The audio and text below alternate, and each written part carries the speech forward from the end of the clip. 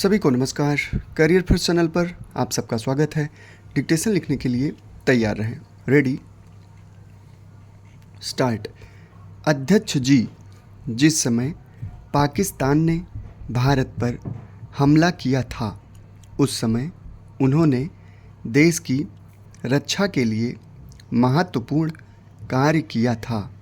इसके साथ ही मैं मंत्री महोदय को यह भी स्मरण दिलाना चाहता हूं कि शायद उन्होंने इस बात पर ध्यान नहीं दिया कि इस बार जो राष्ट्रीय पुरस्कार मिले हैं उनमें रेलवे प्रशासन को केवल 2 ही प्राप्त हुए हैं, जबकि मैं ऐसा मानता हूं कि हमारी सेना के बाद अगर किसी ने युद्ध काल में सराहनीय कार्य किया है तो वह रेलवे प्रशासन अथवा रेलवे कर्मचारी और अधिकारी हैं।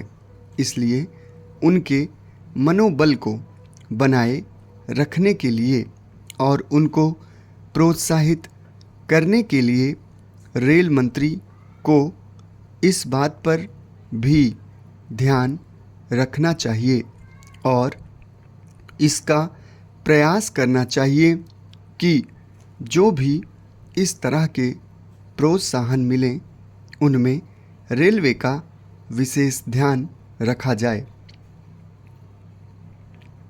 रेल मंत्री महोदय ने अपने वक्तव्य में भी रेलवे कर्मचारियों की प्रशंसा की है या उनको प्रोत्साहन दिलाया है, लेकिन यह प्रोत्साहन शांतिकाल में भी बना रहना चाहिए।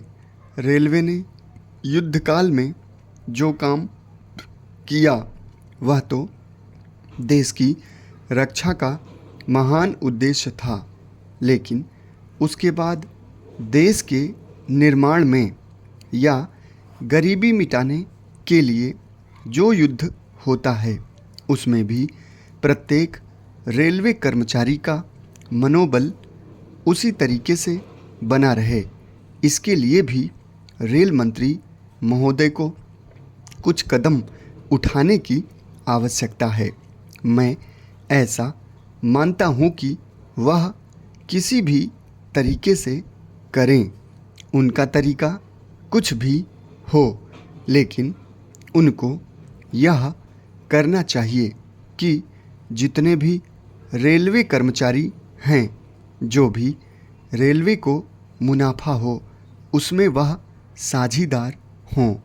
चाहे आप उनको बोनस के रूप में कुछ दें, चाहे किसी और तरीके से दें, लेकिन हर वर्ग के रेलवे कर्मचारी को मालूम होना चाहिए कि यदि वह देश के निर्माण के संबंध में ठीक तरह से काम करेगा तो उसको पुरस्कार के रूप में या वेतन के अंश के रूप में अपने वेतन के अलावा पैसा मिलेगा।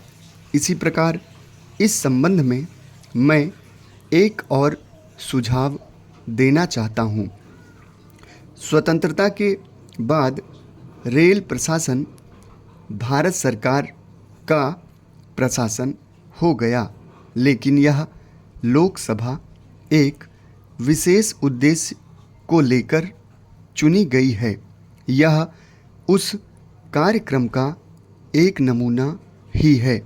गांधी जी ने जीवन के सभी पहलुओं पर प्रकाश डाला था।